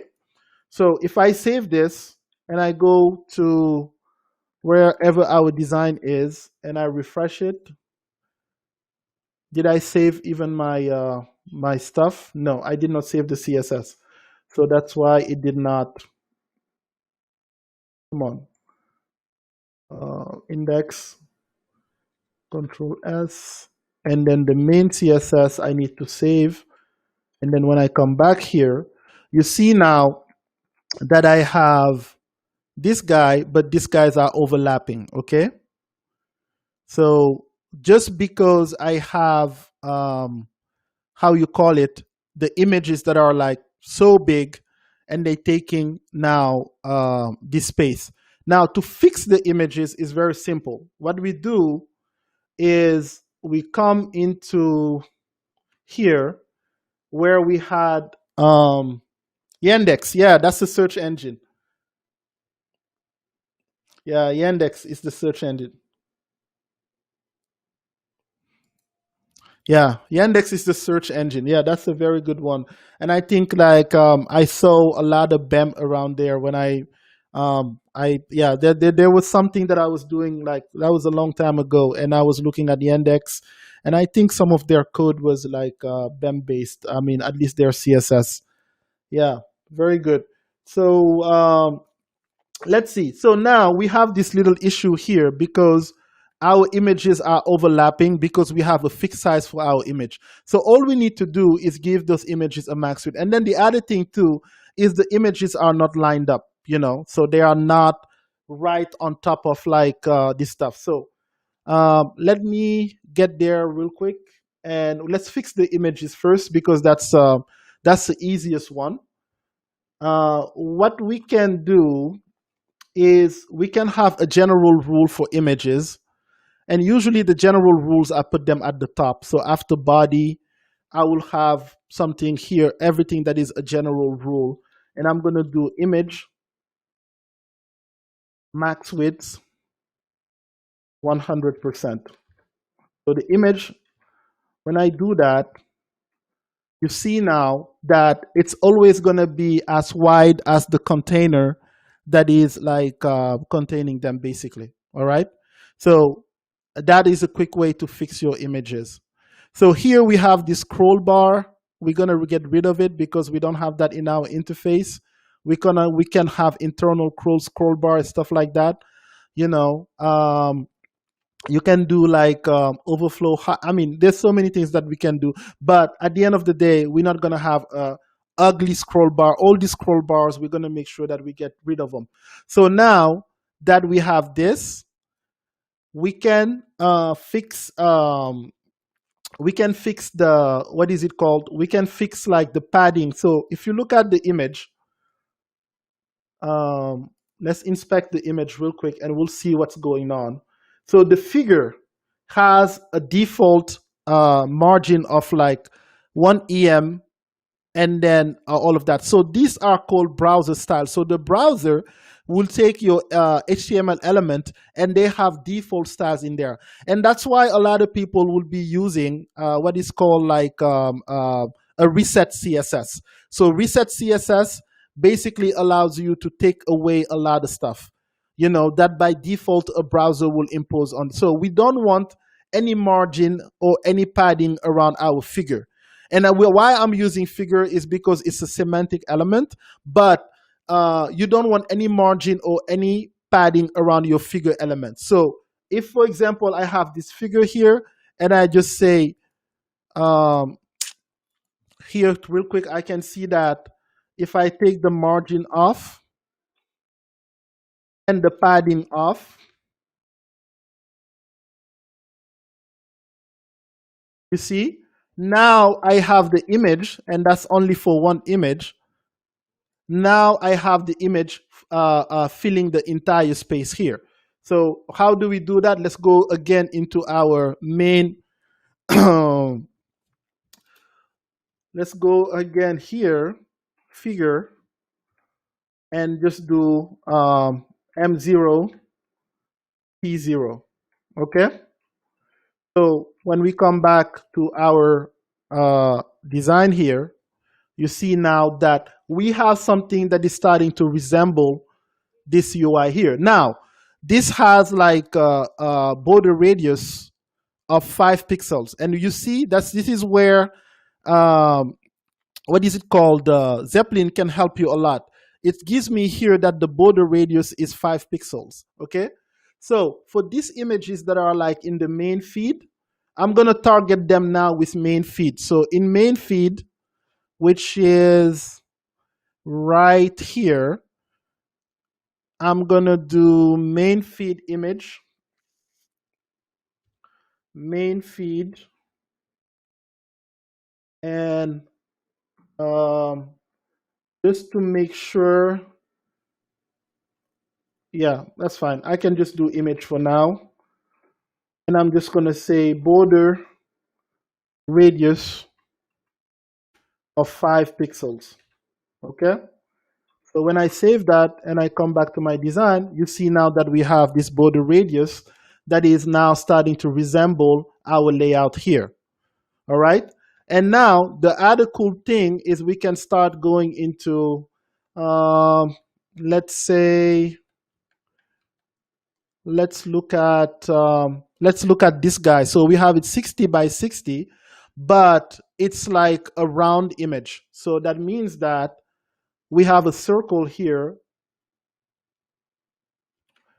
We have a circle in our design. So it's a round image. Okay, 60 by 60. So this one is that's the easiest one to do when you have a square image. So let's come back here, and they are part of main sidebar. Okay, main sidebar, figure image. So now I have main feed that starts here. I'm gonna come and start one for main sidebar. Let's say I'm gonna start a section for main sidebar. Okay. I'm not putting anything for sidebar yet, but I'm gonna do main sidebar, figure, and then the parent selector, image. So I want only the image that are directly a child of figure, okay? And in here, what I'm gonna do, I'm just gonna say border radius. If your image is a square and you want it to be a circle, all you have to do is there say border radius 50%. Okay. One general rule too that I'm gonna do is for my UL, my list items. Let me save this first, and let's go back to our design. And you see now you have a circle. Now I want to get rid of this dot here, and that's the same one here. So, and then by default, any UL is gonna be the browser is gonna put about 40 pixel of padding, like on the left here. So I'm gonna get rid of that, the left padding on the ULs, and I'm gonna get rid of the list styles. Okay. So how we do that? We go back here, and I'm going to my general styles again. So usually when I do something like this, I will do something like this here. I will say general styles. Okay. Or global styles. Actually, I call it global styles.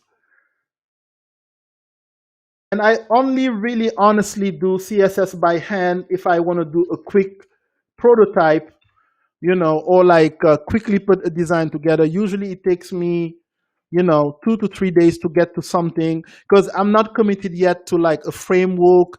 I'm not committed yet to a library or anything like that. I don't know yet what I have to deal with, but it doesn't make sense to code everything from scratch in CSS with all the cool stuff that we have nowadays.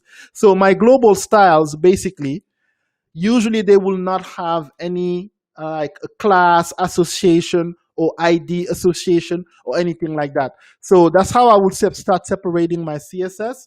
And for Ibrahima, who was talking about, using SAS, doing something like this, then I can take this and then I can put all of these things in my SAS files as like separate files. And then this is going to be main.scss, and then, and so forth and so on. But it's good, like, as your CSS start like growing, that you start like, separating those stuff. Okay. So now for my UL or my unordered list, I want to do something like P0 and then list style none. So list style, and I will do none. Okay. All right. So if I do that and I come back, now you see that all my lists are like against the wall, if we can put it that way. Yeah. So we're doing a music library and we're talking about against the wall. So if you're not old enough, you don't know what I'm talking about. So against the wall, and now we want to get the right padding from Zeppelin, because that's what the designers like Mohammed Udair will come and jump on you if you did not give them the right padding. So technically, if we did not have this scrolling, you will see that we already have taken care of the spacing when we were talking, when we were like when we were dealing with like the main content area. But since we have scroll bars, it seems like there's no padding around this. There's no need to have padding around it because we already have taken care of the padding here. Because in here we have said that this main content area is going to have 50 pixels of padding. So this, honestly, we can leave it as is. We just need to figure out a way to get rid of the scroll bars. So I think that um, if we do a quick search, hide overflow scroll bar, depending on the browser that you have. So how to hide scroll bar with CSS? Well, W3, yeah, overflow hidden, but that's not what I want. I want it to be able to scroll too, not just to be chopped. Okay, so here they say that Firefox has a scroll bar width of none. Okay, where MS has this style of none. Okay, what about Chrome? Or like the WebKit browsers, since we are in Chrome. So let me do hide overflow scroll bar for WebKit. Let's see what happens. Yes, so this Stack Overflow is saying, I want to hide the scroll bar while still being able to scroll, okay? So the WebKit scroll bar, this would work for WebKit, and then if it works for WebKit, I'm just gonna use only that for today. Let's try it here. I'm still gonna add it to my global styles. Let's see if that works. Yeah, pretty nice. Awesome. Okay, now you can like find out how to hide the scroll bar for other browsers. But the Stack Overflow says basically,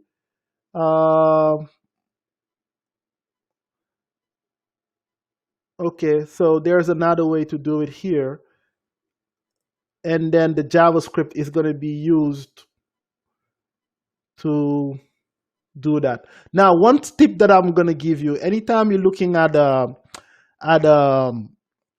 what is it called, at a response in the web, on the web, always check what time it was asked and if that is still active, because things that were like true a few years ago might not still be true today. Okay, or there's a newer and better way of doing it. So now what you can do is you can add like the year that you want to see. You can do 2020 for the year and see, I want to have the results for things that were done in 2020.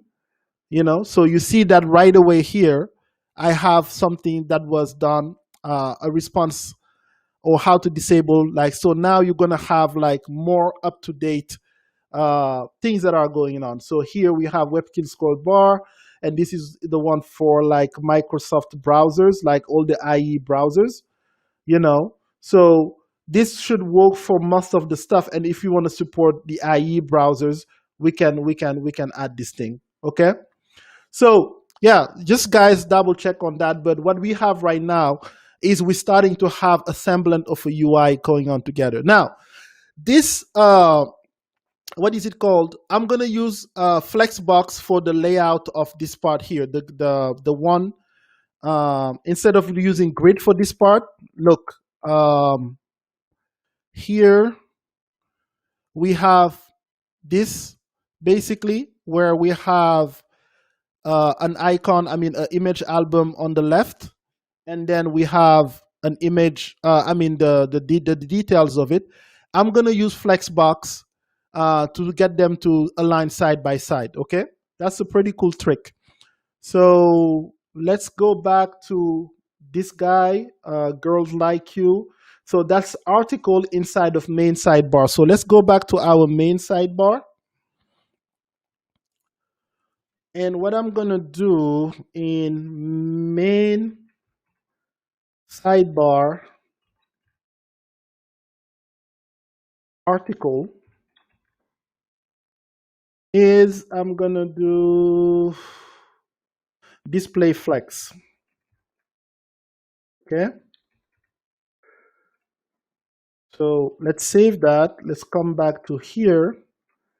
And you see now that this thing was below before, but now it's right here. Okay, it's side by side now, but we have more work to do. So let's, and I'm gonna do it first, because I want to show you that most of the time, sometimes I use like the browser as my canvas. I can fix this in the browser first. So what I'm gonna do here is I'm gonna open like my dev tool, and let's go to article that has display flex. Okay, so now what is the align items, I believe, is the one for flex, space, align item, let's do justify content maybe. Yeah, so let's do align items. Actually, there's a cooler thing that came out. It's called place items. So let's do place content, I believe. Center. Yeah, but that's gonna put everything in the center. I don't want to do that. This displays content is very new, and which is very cool. I think I have a separate tutorial just for like vertically aligning stuff, and this is the new one that came out. So let's just do align items. I want them to be vertically aligned between the two of them. So now they are vertically aligned. But now, if we look at this guy, let's say, so the li item is using this entire space. But if you really think about this div is only using this space. And I want this guy to go all the way. So how do I do that? I'm going to take this div and I'm just going to add flex one to it. So when I do that, now it's taking the entire space. I don't know if you guys can see the difference. It's taking now the entire space that is left. So this is only gonna take 60 by 60, but this one now, by adding flex one, you see now that it's taking the entire container space. So if you have a layout, and that's what we're gonna be using into the player here. If you have a layout, let's say the scrubber here, which is the play scrubber, and you want it to take the entire space available between this stuff, if you're using display flex, give the other ones like their widths and their whatever their width is going to be, or like leave it in the element if that's a block element is going to be as wide as the element. Then by just doing flex one, this takes like the entire space, you know. So in here now we have this taking the entire space that is available to this element. Okay, and like to illustrate that, if we go back to the browser, so if we take the main sidebar, let's put a padding of, let's say, I don't know, just 12 pixels so you guys can see it. So now that I have a padding of 12 pixels, if I come back to my style, my div here, you see that it's only spanning up to the end right there. So we have done like two things that are very important. We have been able to align them vertically. So the left side and the right side are aligned. And now the right side, which is going to take the rest of the space, we just have it like go like all the way. Now that we have that, and we have tested it like on the browser, let's put it to work here in our CSS. So the article has display flex, and we have align item centers. So, and then our D style here has flex one. So let's real quick go back to Zeppelin and see how much padding we need between this, and it's about 20 pixels of padding between the two. So let's translate that into styles. So I have about really not much left. I can keep going for another hour so we can finish the layout, or we can stop like at the 2-hour mark and pick it up like, you know, on Monday, because I do Monday, Wednesday, and Friday at 5:30 p.m. every Monday, Wednesday, and Friday. So if you guys still following in the chat, let me know what you want to do. At the end of the day, it's your time, and I need to be respectful of it. And I hope that this makes sense to a lot of you. So now, how do I translate what I just said? Here I have the article displays facts, and I want align the items. I want to align them center. Now let me give this guy. Let me give it a class, and I'm gonna give it a class of what is it? Album meta, maybe, whatever. And I'm gonna say that for main sidebar, album meta,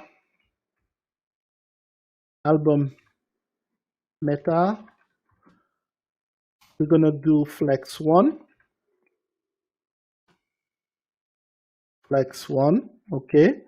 And the main sidebar article here, figure. So main sidebar figure,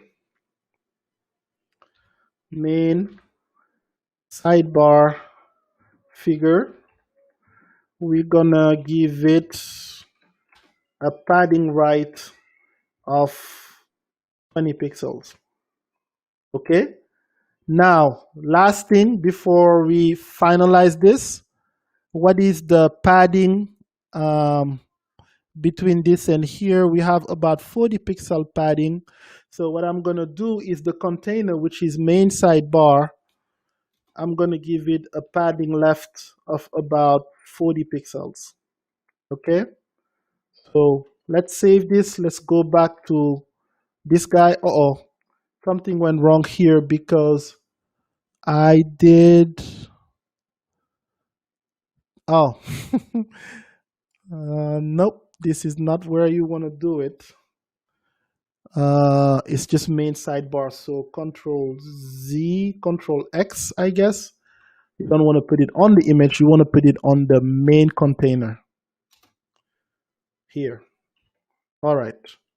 Control S, come back, and there you go. So now you have this here, and of course, so one quick dirty trick that you can do to get rid of like this extra padding and extra margin, you can use, like I said, a reset CSS, but do this one only if you are doing a quick prototype, the one that I'm going to show you right now.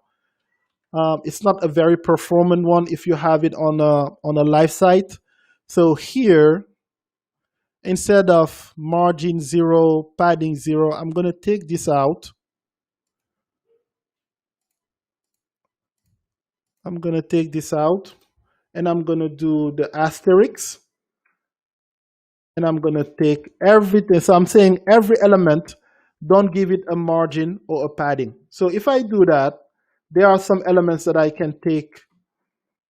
Now I'm in total control of each element, margin and padding. So I can take this one out. I don't need it anymore, basically, because I am targeting all elements. UL, I can take this out.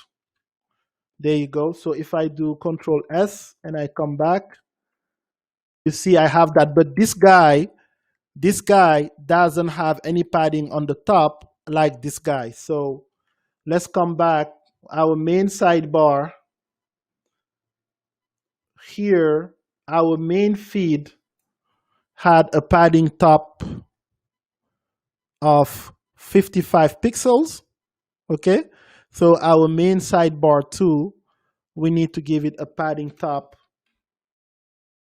of 55 pixels. Okay. So now you see that they are about the same there, and you don't have any more of a padding or margin between like this guy and this guy's anymore. Okay. Now, one other thing that we will do is we're going to add 6 of them here. So it resembles our design. So here we had article, this guy, so the Lee element. Let's take this, control copy, control V, control V, control V, control V. So about 5 of them. Let's come back here. Now let's give them some space because they need to breathe a little. So what is 30 pixels down? Okay. So let's come back to our CSS. And so we have our allies here in our main feed, main sidebar. I'm gonna do article, figure. So I want to always try to put the parents elements on top, main sidebar. And yeah, a lot of people will tell you not to attach styles to element name, but we are just getting a quick UI here. So I'm just gonna say PB for the padding bottom of 30 pixels. There you go. And when we come back here, now you see that we have some space. So real quick, and you see how I've been going back and forth between Photoshop, Zeppelin, looking at my browser, getting stuff done. And at the end of the day, when you coding like this, and this is I think like the most important part of this stream today, is that when you coding like this, you should not really worry about optimizing stuff right away. This is a draft. Like this is my drafting code. So an interface like this, probably with the right framework, might take me even with the right framework, will take me at least a whole sprint. A sprint is about 2 weeks, to get an interface, to get this interface right, because then I have to worry about what is it called? I have to worry about responsiveness. I have to worry about the fonts. There's so many details, and you don't want to start like saying like I'm gonna over optimize this from the get go. There are some like some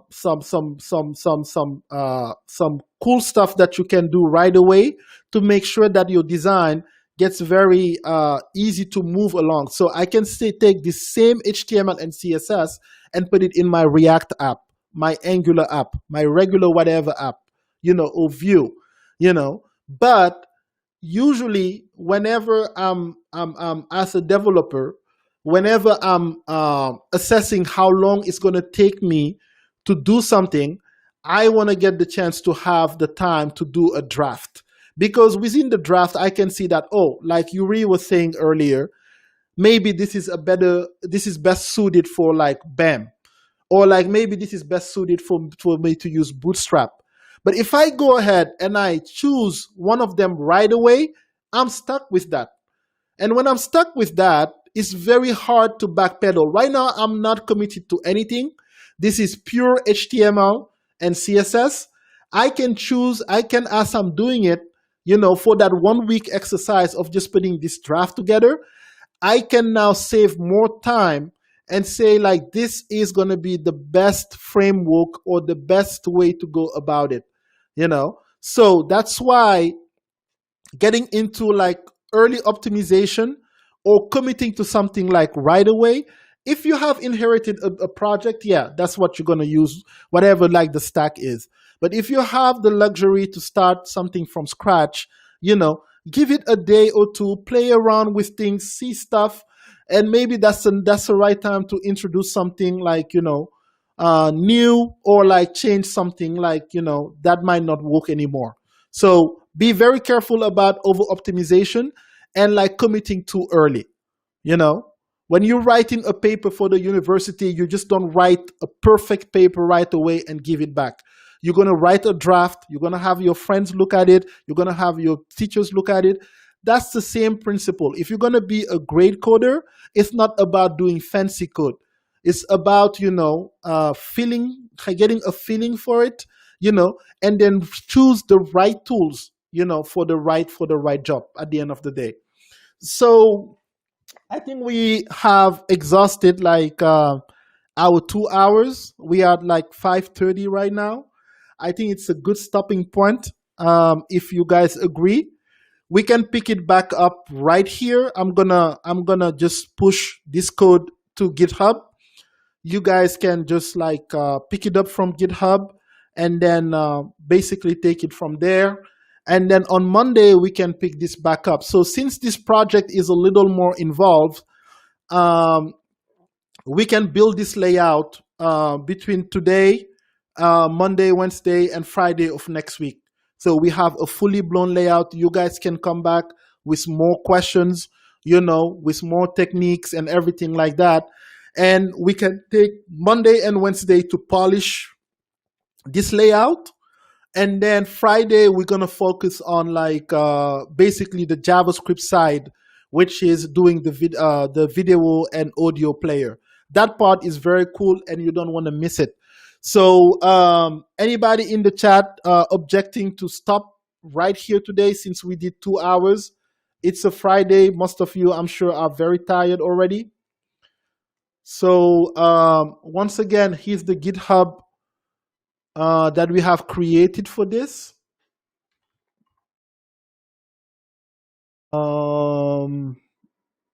Let's see. I just created it. So music library. Yeah, this one. So go ahead and bookmark this because I'm going to be putting all the code in there. Okay. So bookmark this. It's very simple. GitHub.com, my name, my username, ADYNGOM, music library. All right. So if I don't see, if I believe like this is a good stopping point. I mean, yeah, live coding is hard as you can imagine.